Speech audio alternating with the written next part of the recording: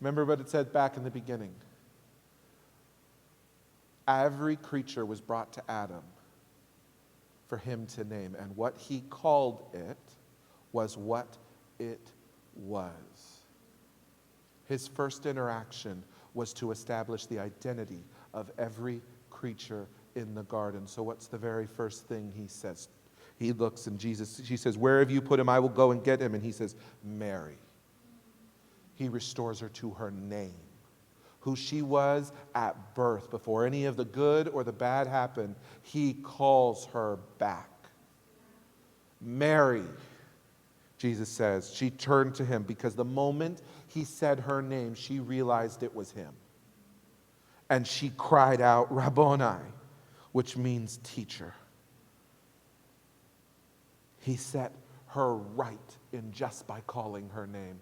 Why? Because we want to be seen. And how can we be better seen than to be truly known and understood?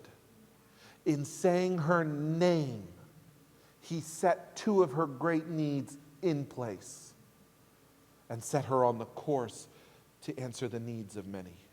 He took her need to be understood. He took her need to be cared for.